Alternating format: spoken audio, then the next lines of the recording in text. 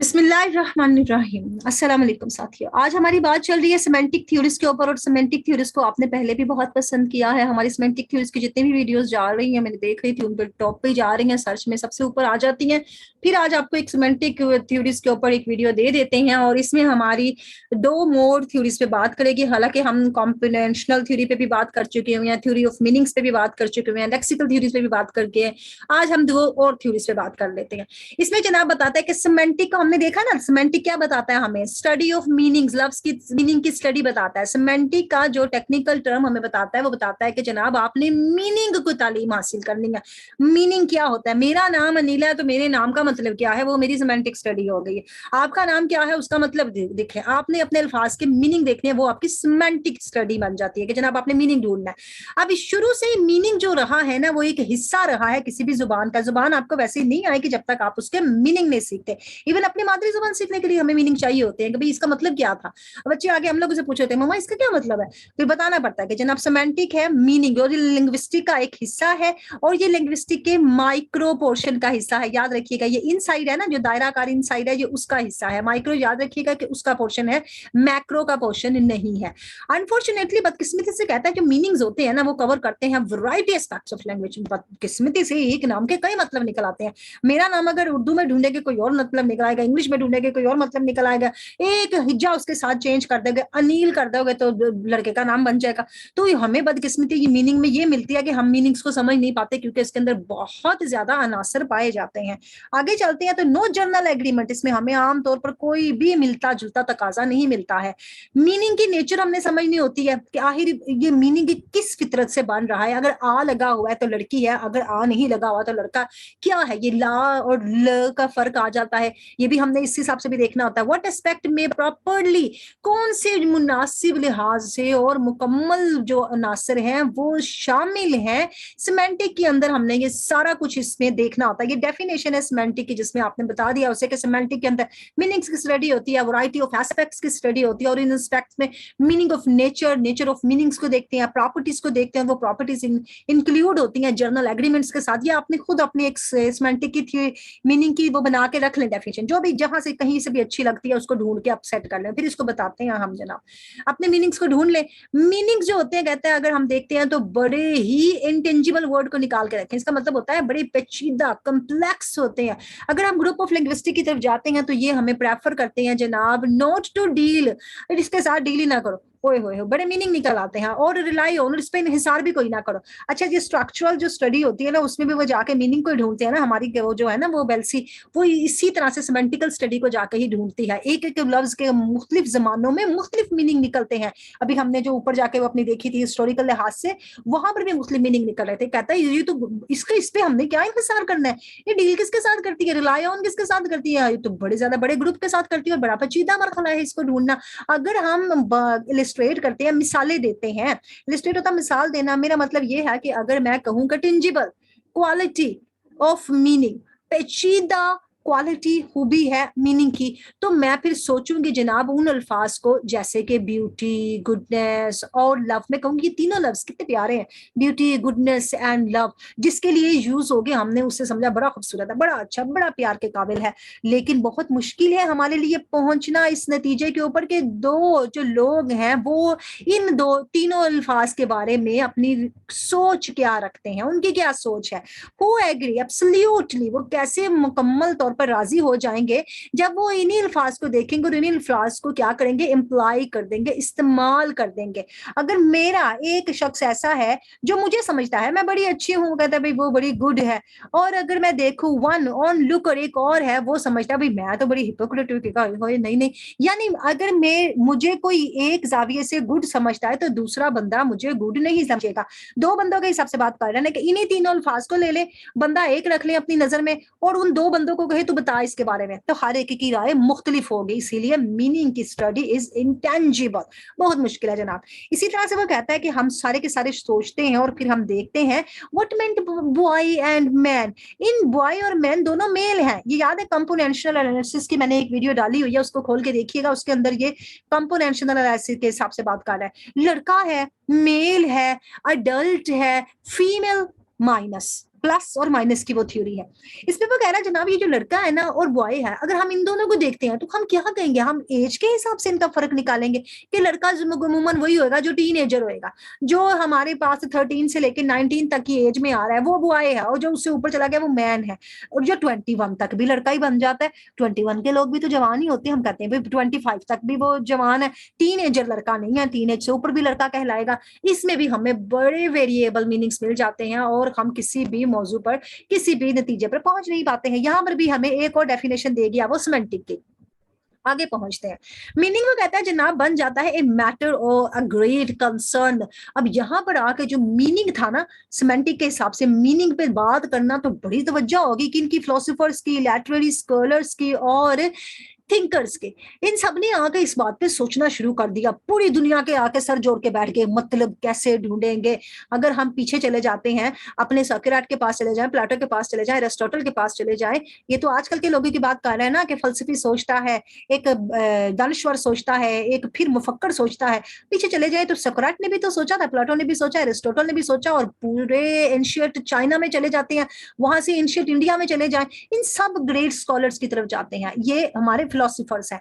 और फिर हमारे जो है इन्होंने बहुत सी स्टेटमेंट्स दी हैं हमें मीनिंग्स के बारे में, और इन्होंने हमें बताया कि जनाब मीनिंग्स जो है ना कैसे ताल्लुक रखता है, और फिर हम उनकी थ्योरी को निकालें और स्टिल देखें कि वो आज की थ्योरी के साथ भी मैच करते हैं। ट्रेजेडी की थ्योरी निकाली है ना, इमिटेशन की थ्योरी निकाली है ना, आज भी हम उसको उन्हीं थ्योरीज को निकाल के अपने रेलिवेंट टुडे के दौर से मीनिंग ढूंढते हैं। ऐसे उसने कहा कि जनाब बड़े वेल नोन जो हमारी थ्योरीज हैं वो है referential theory of meaning and non referential theory of meaning. Meaning के लिहाज से अगर देख ले, रेफरेंशियल यानी रेफरेंस चाहिए, नॉन रेफरेंशियल रेफरेंस नहीं चाहिए, विद हवाला विदाउट हवाला, बात ये दोनों आपके पास आ रही है। विद हवाला और विदाउट हवाला की उसने आपको बतानी है कि किस किस बंदे ने हमें थ्योरी दी है और इसके कौन कौन से डिसएडवांटेजेस हैं। अभी तक हम मीनिंग की और सेमेंटिक की किसी थ्योरी पे फाइनलाइज नहीं कर पाए हैं, ये आपका कंक्लूजन है। रेफरेंशियल थ्योरी की तरफ चले जाते हैं तो कहता है जनाब इसके मैं 3 हिस्से कर देता हूं आपको, ए बी और नीचे अभी सी पार्ट भी आने वाला है। ये जो है ना सबसे पहले ग्रीक फिलोसफर की तरफ चले गए। हम कौन थे ग्रीक फिलोसफर? हमारे सोक्रेट, प्लेटो और एरिस्टोटल। उनकी तरफ चले गए तो उन्होंने बताया एक ताल्लुक होता है जनाब लफ्ज का और चीज के दरमियान, लफ्ज और ऑब्जेक्ट को प्लस कर ले, जो मैं लफ्ज बोलूंगी उसके साथ चीज का नाम आपके जहन में आना ही आना है। उसने कहा जनाब ये दोनों का ताल्लुक है, रिलेशन पेश है, इन दोनों का रिलेशनशिप होता है, दोनों अल्फाज और ऑब्जेक्ट्स का आपस में। आगे चले जाते हो तो उन्होंने बड़े इशारे भी हमें दिए मीनिंग के हिसाब से, लफ्ज के मीनिंग को जो हम भी हवाला देते हैं, यानी एक लफ्ज का हमने मीनिंग समझा तो हमने हवाला समझ लिया उसका, और हमने फिर ऑब्जेक्ट की तरफ इशारा कर दिया कि भाई ये वाला ऑब्जेक्ट है, और यही लफ्ज जो था ना इस ऑब्जेक्ट की तरफ जा रहा था, क्योंकि वो बात ठहर गई थी ना। जैसे उन्होंने कहा कि हिस्टोरिकल लिंग्विस्टिक में हमने क्या देखा था, यही देखा था ना कि जो बात ठहर गई वो बात फिर वही बनती आई, और हमारे जहन में बिल्ली का नक्शा, कैट का नक्शा, एक वो काले जानवर का, वो 4 टांगों वाले जानवर का आने लग गया। ये ऑब्जेक्ट और वर्ड का आपस में रेफरेंस बन गया, एक ताल्लुक बन गया, हवाला बन गया। अब इधर से क्या होता है, पॉइंट्स उन्होंने व्यू आउट करते हैं, हमारे पॉइंट क्या करते हैं, अल्फाज के जरिए हमारे नुक्ता नजर में कुछ नजरियात शामिल हो जाती हैं, फिर हमें डेफिनेशन मिल जाती है मीनिंग ऑफ द वर्ड की। ठीक, आगे चलते हैं तो इज इट्स ऑस्टेंटिव डेफिनेशन। फिर इस डेफिनेशन को देखते हैं तो ये डेफिनेशन जो है ये अभी अपने बालाए ताक में रखें, ये आपको मुकम्मल मीनिंग नहीं दे रही है। क्यों नहीं दे रही? ऑस्टेंटिव का मतलब यही आ जाता है कि जब आपकी चीज है और लफ्ज है, क्योंकि ऑब्जेक्ट और वर्ड्स जो है ना इनके साथ ये चल रही है। ऑस्टेंटिव डेफिनेशन है वर्ड एंड ऑब्जेक्ट, ये आपकी डायग्राम है। अब उसने कहा कि डेफिनेशन ऑब्जेक्ट की दे रही है, लेकिन हमें कह रही है by point two that object, इशारा करो उसकी तरफ। मुझे तुमने ये दिया है ऑस्टेंटिव डेफिनेशन, लेकिन ऑस्टेंटिव डेफिनेशन कैसे दी है? इशारा करके दी है, पॉइंट आउट करके दी है। अब इसके लिए तो आपको रेफरेंस चाहिए ही चाहिए कि आपने इशारा किसकी तरफ करना है। ये ग्रीक स्कॉलर्स ने बात की थी। आगे आगे जनाब ये व्यू जो था ना बड़ा क्रिटिसाइज्ड हुआ, बड़ी तनकीद हुई उसके ऊपर, क्योंकि उसने कहा कि काम करती है, बड़ा जबरदस्त काम करती है। जब कॉन्क्रीट वर्ड हमारे सामने मौजूद होता है, जब हमारे सामने एक फिजिकल अपीयरेंस होती है ऑब्जेक्ट की, आपकी थ्योरी बड़ा अच्छा काम करेगी। जैसे टेबल लगा लो, हाउस लगा लो, सन लगा लो, डोर लगा लो, सब कुछ होगा, हम समझ जाएंगे, हवाला है ना, रेफरेंस है। लेकिन अगर एब्स्ट्रैक्ट वर्ड बोल रहे हो जनाब, अगर आप मुझे बोल रहे हो वो अल्फाज जिनका कोई हम बॉडी नहीं देख सकते हैं, जैसे कि मैंने बता दिया आपको the, and, because, ambitions, happiness, तो फिर इस थ्योरी का क्या? फिर तो ये थ्योरी गई खूब खाते में, फिनिश हो गया। ग्रीक्स की तरफ से आगे हम लोग जरा मॉडर्न दुनिया में, यहाँ पर आके फिर दोबारा ग्रीक क्या थे हमारे पास 2000 साल पहले तक की ये थ्योरी चल रही थी। एरिस्टोटल का हमने हिसाब लगाया था ना कि बिफोर क्राइस्ट आए थे, 2-2,500 साल पहले की थ्योरी चलती रही। हवाला मिला तो ही हम लफ्ज समझेंगे, ऑब्जेक्ट और वर्ड का ताल्लुक होता है। ऑर्गन आगे, ऑर्गन एंड रिचर्ड को निकाल दी 1923 में। इस बंदे भी आपने बी पार्ट में आके बात करनी है। ऊपर ग्रीक को आपने नजरअंदाज नहीं करना, ग्रीक को निकाल के रखना है। ए में ग्रीक पे बात करनी है, बी में आपने इन दोनों बंदों की थ्योरी पे बात करनी है। ग्रीक ने दिया था सिर्फ 2 हमें हिस्से दिए थे। 2 हिस्से कौन थे? लफ्ज और चीज। ये आ जाएंगे, 3 हिस्से देने वाला है आपको। इस बंदे ने आपको 3 चीजें बता दी। इसने जनाब को एक ट्राइंगल की मदद से आपको बताने वाला है। ये कहता है सिंबल देखें, सिंबल का रेफरेंट देखें, रेफरेंट के बाद आप थॉट देखें। यहाँ पर इसको इसके साथ मिलाना है और फिर ये दोनों ने जाके ऊपर मिल जाना है। देखिएगा यहाँ डॉटेड लाइन है, डॉटेड लाइन इट्स मीन कि ये कनेक्शन आपका जो चल रहा है टूट फूट का शिकार है। ऊपर जो आपका कनेक्शन जा रहा है वो मजबूत है, ठीक है, वो आपको मीनिंग दे रहा है। और ये मीनिंग आपको कैसे दे रहा है? ये ह्यूमन माइंड समझ लें आप इसको इंफॉर्मेशन समझ लें, आप इसको मेंटल इमेज समझ लें। यहाँ पर आप जो भी समझेंगे वो आपके दिमाग में आई हुई बात है। सबसे पहले आपको क्या दिखा रहा है? सबसे पहले उसने आपको दिखाया है एक लफ्ज, यहाँ पे प्लस कर ले लफ्ज को, जो उसने हमें थ्योरी दी थी। वर्ड, वर्ड यहाँ आ गया आपका। वर्ड के बाद क्या था? ऑब्जेक्ट। ऑब्जेक्ट आप यहाँ पे लगा ले, यहाँ पे ऑब्जेक्ट लिखे, यहाँ पे वर्ड लिखे और यहाँ पर मेंटल इमेज लिख ले। यहाँ पर आप दिमाग की तस्वीर बना ले जनाब कि ये हमारा मेंटल इमेज आ रहा है। यहाँ पर इस बंदे ने हमें, ये दोनों जो शख्स थे, इन्होंने हमें ट्राइंगुलर थ्योरी दे दी है। आगे चलेंगे तो ये बताता है जनाब, ये जो सिंबल था, ये जो बात यहाँ से शुरू हो रही थी, सिंबल जो था वो था स्पोकन और रिटन वर्ड, या बोला या लिख के बता दिया। रेफरेंस क्या था? रेफरेंस ये ऊपर है, याद रखिएगा रेफरेंस को ऊपर ही लिखना है, रेफरेंस को नीचे नहीं लेकर आना है। रेफरेंस हमारे नंबर 2 पे है, ये हमारा नंबर 1 पे है, ये हमारा नंबर 3 पे है। रेफरेंस उसने कहा है कि वो हमें मालूमात दे रहा है। रेफरेंस मालूमात किसके बारे में दे रहा है? जो चीज बोली गई है या जो चीज लिखी गई है उसके बारे में हमें रेफरेंस ने मालूमात दे दी। इसके बाद हमने क्या किया जनाब? वर्ड ने हमें कन्वे करार दिया रीडर और हियरर के कानों तक। ये था बोला, ये था समझा और ये था सुनना। अब ये जो हियरर आ गया ना, वो है रेफरेंट। ये कान लगा लें आप, यहाँ पर हमारा कान बन गया, यहाँ पर हमारे होंठ बन गए और वहां पे हमारा दिमाग बन गया। ये बोला, बोले ने समझा, समझे के बाद फिर गया जनाब, क्या समझा, सुना कैसे है, कैसे उसके कान में जो है ना वो आवाज कैसे गई है। 3 हमारे उसने बता दिया। ये किसने थ्योरी दी? जो ये मॉडर्न थ्योरिस्ट है, मॉडर्न लिंग्विस्टिक्स है, उन्होंने ये बता दिया। अब इसमें भी हमें हवाला चाहिए ही चाहिए, चाहिए ना हवाला, क्योंकि इमेज चाहिए, दिमाग के अंदर एक रेफरेंस चाहिए। अगर उसने कहा ये जो बात आई है वो भी टॉक अबाउट करते हैं, वो ऑब्जेक्ट की टॉक अबाउट कर रहे हैं जनाब, ऑब्जेक्ट और चीज के बारे में बात कर रहे हैं और नो डायरेक्ट रिलेशनशिप, लेकिन सीधा नहीं बताया वर्ड और ऑब्जेक्ट जैसे वो ग्रीक फिलोसफर ने बता दिया था, सीधा रिलेशनशिप अल्फाज का और ऑब्जेक्ट्स का। लेकिन इसने सेंटर में ये एक हमारा माइंड ऐड कर दिया। अब इसने क्या किया? ये उसने कहा कि व्यू पॉइंट इनका सेम फिलोसफर्स के साथ है, वही ग्रीक बंदों की बात कर रहे हैं, कोई इसमें इसकी नई थ्योरी तो मुझे सामने नजर नहीं आ रही है, ग्रीक फिलोसफर वाली ही थ्योरी नजर आ रही है। सिर्फ इसने क्या किया है? इसने इंसान के दिमाग को ट्राइंगल के टॉप में रख दिया। बात तो वही है, क्योंकि नुक्ते ये जुड़ रहे थे ना आपस में, बात तो वही है, वर्ड एंड ऑब्जेक्ट, लेकिन यहाँ पर सिर्फ ह्यूमन माइंड इसने डाल दिया, तो ये थ्योरी भी हमारी फ्लॉप है। आगे चले जाएंगे तो उसने कहा जनाब ये भी ऑब्जेक्ट मांग रही है, ये भी कहती है हमें एक ऑब्जेक्ट दो, और ऑब्जेक्ट के बाद आपके काम नहीं हो सकता, इसके बगैर भी हमें एक कॉन्क्रीट वर्ड जो है वो मीनिंग तो देगा, लेकिन एब्स्ट्रैक्ट वर्ड मीनिंग नहीं देगा। देखिए मैं अपने जहन में खुशी का इमेज क्या लेके आऊंगी, मैं अपने जहन में एंड का इमेज क्या लेके आऊंगी, मैं अपने जहन में ईट बिकॉज इनकी इमेज क्या लेके आऊंगी, बात वही फंसी हुई है। आगे आ जाए, बूम फील्ड आगे तरतीब के साथ ही बंदे आए हुए हैं। वो बंदे जो थे ना वो इससे तकरीबन कोई कितने साल पहले के थे जरा देखिएगा, वो थे 10 साल कबल, 1930 की बात की थी। बूम फील्ड आ गया तो जनाब 1933 में हम आ गए, यानी 10 साल बाद की थ्योरी इस बंदे की है, 10 साल पहले की थ्योरी ऑर्गिड और रिचर्ड की थी। इस बंदे ने आके क्या किया? बात वही चल रही है, रेफरेंशियल थ्योरी की ही बात अभी चल रही है। उसने कहा कि जनाब ये जो कॉन्टेक्स्ट आप मुझे देते हैं ना, सिचुएशन के हिसाब से देखते हैं हम उसे, आपने जो मुझे लफ्ज दिया मैं उसको सियाको सबाक के हिसाब से देखूंगा जाके, और फिर मैं बहुत जरूरी हिस्से जो है मीनिंग्स के वो निकालूंगा, जैसे हम सियाको सबाक के हिसाब से जाके ना वो करके आते हैं ना, वो reference to the context RTC करके आते हैं। इस बंदे ने थ्योरी ये दी कि जनाब सियाको सबाक के हिसाब से देखें, ऑब्जेक्ट और वर्ड के हिसाब से मत देखें, ऑब्जेक्ट वर्ड को साइड पे कर दें, सियाको सबाक को मद्देनजर रखें। यानी वर्ड और ऑब्जेक्ट की थ्योरी को ये कैंसिल कर गया और किसकी देगी क्या थ्योरी? इस पूरे पैराग्राफ की थ्योरी देके गया।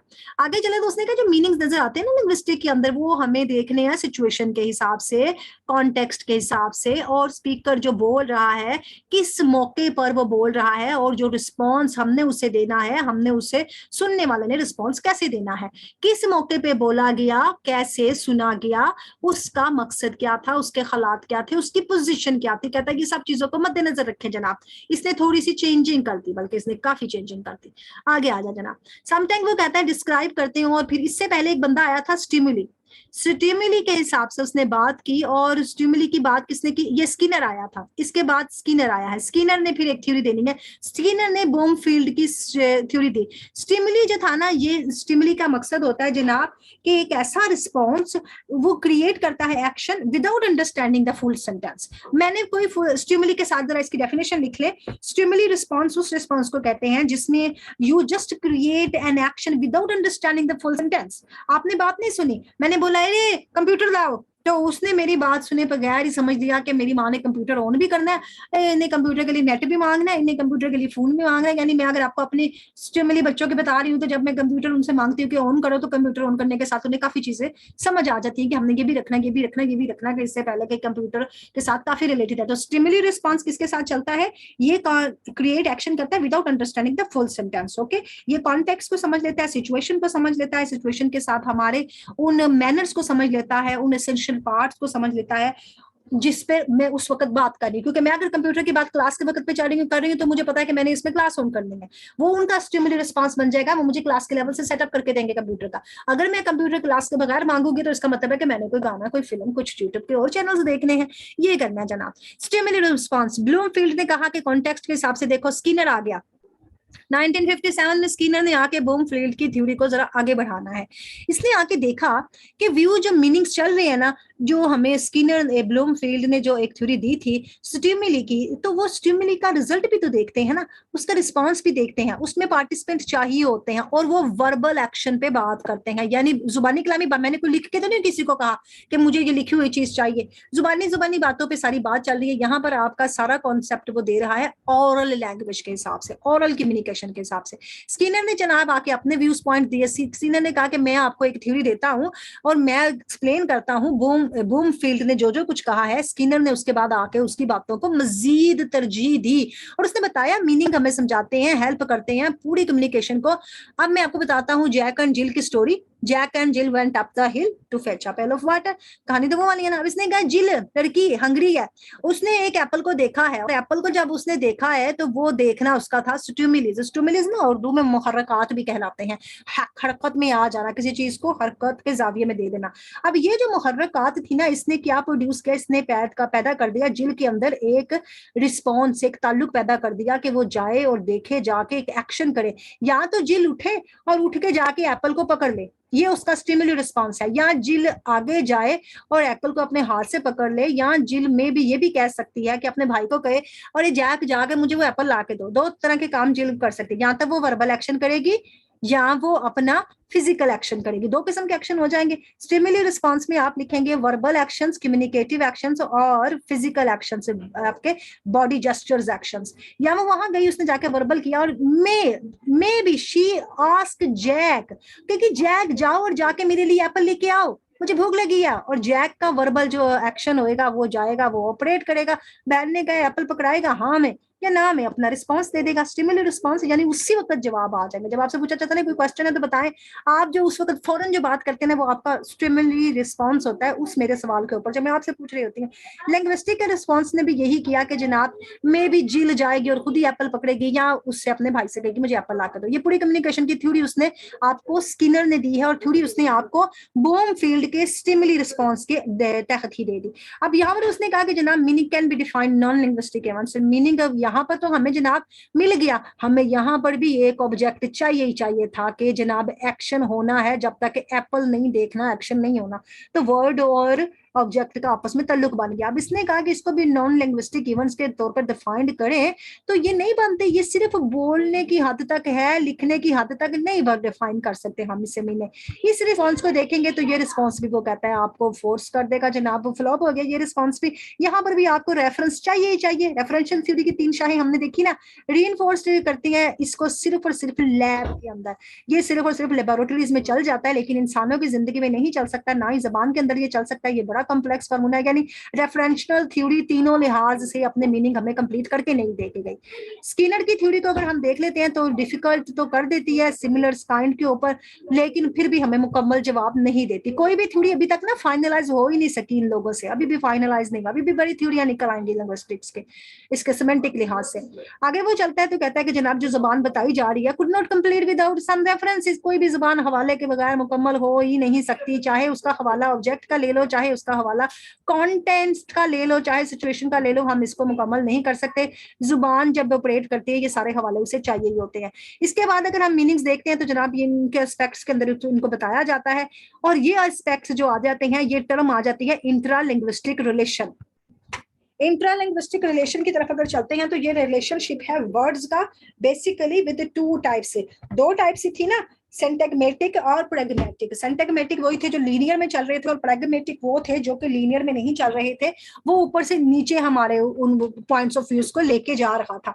यहाँ पर इंट्रा लिंग्विस्टिक में चलेंगे तो बात वही चल रही है अबाउट सब्जेक्ट और वर्ड के हिसाब से।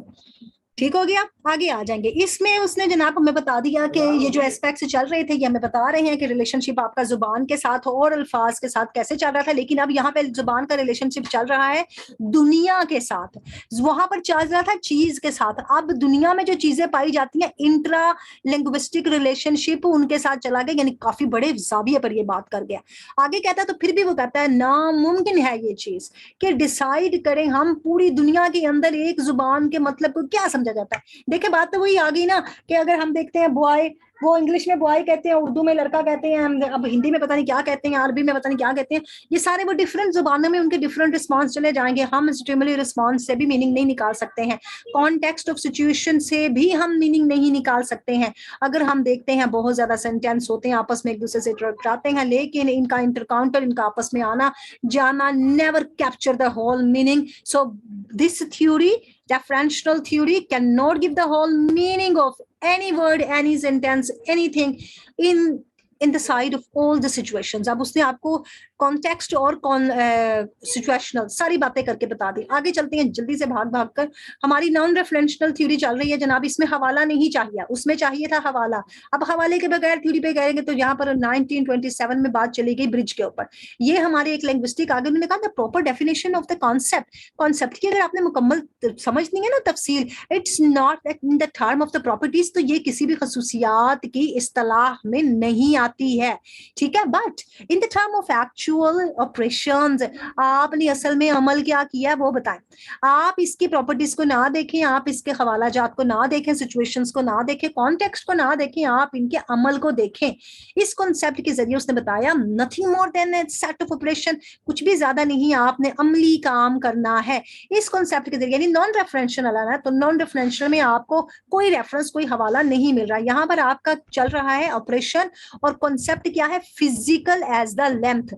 अगर मैं लेंथ की आपको एक बात बताती हूँ तो आपकी जिस्म ने जाके हरकत करनी है, उठना है, जाके नापना है, फिजिकल ऑपरेशंस देखेंगे, आप जाके चीज की लेंथ को नापेंगे, और फिर आप अपने मैनुअल कॉन्सेप्ट के अंदर उस लेंथ को लिखेंगे, और फिर मैथमेटिकल कंटिन्यूटी चलेगी, भाई कितनी लंबाई है, कितनी चौड़ाई है, कितनी ऊंचाई है, कितनी गहराई है, ये सारी चीजें आपको फिजिकली करना पड़ेंगी, आपको ये एक्चुअल ऑपरेशन करके दिखाना पड़ेगा।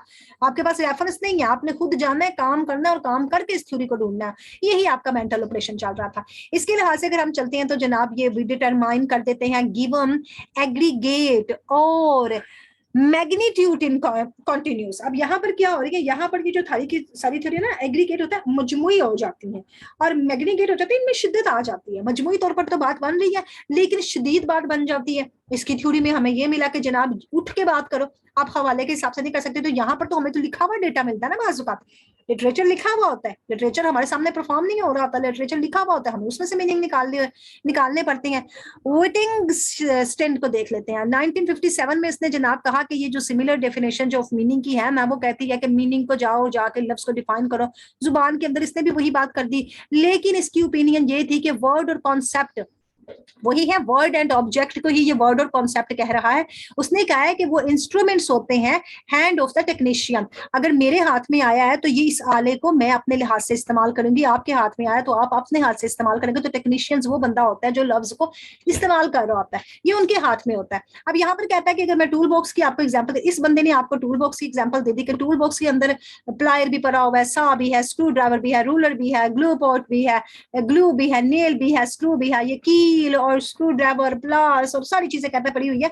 अब इसके फंक्शन के लिहाज से हमने इसको देखना है। तो यहाँ पर क्या होगा, इंस्ट्रूमेंट को टेक्नीशियंस ने अपने यूज के हिसाब से देखा कि अगर मैंने कोई चीज ठोकनी है तो मुझे हैमर चाहिए, उस वक्त मुझे ग्लू पॉट नहीं चाहिए, उस वक्त मुझे रूलर नहीं चाहिए। तो हालात के मुताबिक हम अपना मीनिंग निकाल लेंगे। यहाँ पर इसने इस चीज की थ्योरी को वाजिया कर दिया। फिर आगे इसने बताया कि क्लियर मीनिंग्स तो यही है ना जनाब कि हम जुमला पढ़े, जुमले में लफ्ज कैसा इस्तेमाल हो रहा है उसको सोचे और फिर उसके बाद अपनी मीनिंग निकाले। ये गेम ऑफ चेस का मिसाल आपको ना सॉसर ने भी दिया था, इस बंदे ने भी दिया है। और ये बंदा कौन था, ये था विंगस्टन ने भी गेम ऑफ चेस की मिसाल दी, सॉसर ने भी गेम ऑफ चेस की मिसाल दी थी। इसने कहा था कि ये ना भी गेम ऑफ चेस है। क्यों गेम ऑफ चेस है, क्योंकि ये गेम की तरह आपस में रिलेशन बताती है, अपना प्लेस बताती है, ताल्लुक बताती है दूसरे के साथ, और फिर हम इसको समझ पाते हैं और फिर हम मीनिंग की थ्योरी को निकाल लेते हैं।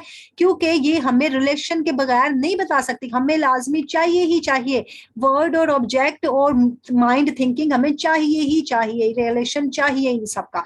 इस रिलेशन में वो कहना, चले जी मैं आपको कुछ मिसालें देता हूं। अगर यहाँ पे देखती हूँ, बर्ड्स हैव विंग्स, परिंदे पर रखते हैं। आई हैव 2 चिल्ड्रन, मेरे 2 बच्चे हैं। ये नहीं आएगा मैं 2 बच्चे रखती हूँ। आई हैव अ गुड, जनाब क्या है, मेमोरी, मेरी अच्छी याददाश्त है। ये नहीं आएगा, सब में रखता रखती रखते नहीं आता, जुमले के हिसाब से उसका मतलब बदल जाता है। इसने कहा यहाँ पर हैव देख लें और अगले जुमले में आप इज देख लें, ये हैव देख लें, ये सारे के सारे कौन है, ये नॉन फाइनाइट बन जाते हैं ना, अपना मीनिंग चेंज कर देते हैं जुमले के हिसाब से। उसने कहा कि इस तरह आप जुमले में जाएं, जुमले में जाके देखें और फिर उस सोच के हिसाब से मतलब को डिफाइन करेंगे तो आपको इसका नॉन रेफरेंशियल थ्योरी का मतलब समझ आ जाएगा।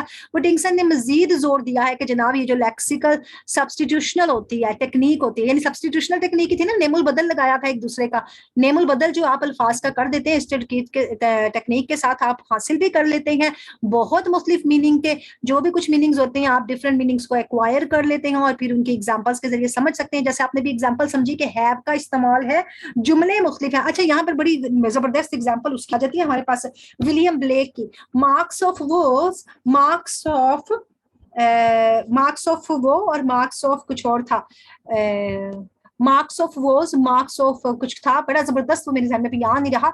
वो एक जगह उसने मार्क को ना एज अ नाउन इस्तेमाल किया, एक जगह उसने मार्क्स को एज अ वर्ब इस्तेमाल किया। विलियम ब्लेक की लंदन पोइम निकालिएगा, ये आपको वहां से लाइन मिलेगी। यानी हमने देखना है कि हमने नेमुल बदल अल्फाज का कहां पर किया, हमने ये टेक्निक इस्तेमाल करनी है, फिर मीनिंग निकाले। विटिंगस्टन ने जो मीनिंग से थ्योरी दी है ना नॉन रेफरेंशियल के हिसाब से, उसने दी है सब्सटीट्यूशनल हिसाब से, कि जहां जुमले में जो लफ्ज जैसे सेट हो रहा है उसका मतलब वैसे निकाल लें आप। वही हम जाके देखते हैं ना, शेक्सपियर के गे और आज का गे देखते हैं तो हम देखते हैं शेक्सपियर ने तो गे खुशी को कहा, आज गे आ जाता है ट्रांसजेंडर के इस्तेमाल में कि भाई वो गे उसको कहते हैं। इस तरह आपने मीनिंग्स निकालने हैं। और इसके बाद उसने जनाब कहा कि रिप्लेस कर देते हैं, अल्फाज को रिप्लेस कर देते हैं और सेकंड वर्ड्स उनकी जगह आ जाता है। यही हुआ ना, रिप्लेस हो गया, पहला जो मतलब समझा जाता था उसका मीनिंग रिप्लेस हो गया, नया मीनिंग आ गया उसके अंदर, उसकी क्वांटिटी को समझा जाने लगा। और जो पिछले थे वो या तो फॉरबिडिंग कहला गए कि यानी अब ममनू हो गया, आपने वो नहीं बोल रहे, या वो सब्स्टिट्यूशनल बन गए, या उनका कोई नेमुल बदल आ गया हमारे पास, अगर हमने जुमलों के लिहाज से किसी भी लफ्ज को देखा है। नॉन रेफरेंशियल ने हमें क्या अप्रोच की, उसने सजेस्ट किया, उसने अपनी अप्रोच, अपने डॉक्टर वाइन, अपने नजरिए में हमें ये तजिया दिया है कि ये इस name doesn't take into concentration, हमारे पास जो भी नाम आता है उसको हम नहीं समझ सकते the context of the situation, situation के हिसाब से, हालात के हिसाब से, द रेफरेंस के हिसाब से, डिटरमाइनिंग जो उनमें बताए जाते हैं व्हाट मीनिंग, इसके क्या मतलब है, ना हम कॉन्टेक्स्ट के हिसाब से पा सकते हैं। ठीक है, डजंट टेक नहीं ले सकते कॉन्टेक्स्ट के हिसाब से या सिचुएशन के हिसाब से या रेफरेंस के हिसाब से, मीनिंग है क्या। ये बहुत गहरी थ्योरी है। इसका रिलेशनशिप जो जबान के साथ है और जो जबान से बाहर दुनिया के साथ है, इसको भी हमें देखना सो डिफिकल्ट है। तो लैंग्वेज की जो थ्योरी है वो डजंट एग्जिस्ट इन वैक्यूम, हम उसे किसी भी वैक्यूम में किसी भी खाली जगह पे जाविये नहीं ले सकते, यानी ये भी अभी मुकम्मल सेटिस्फाई नहीं है।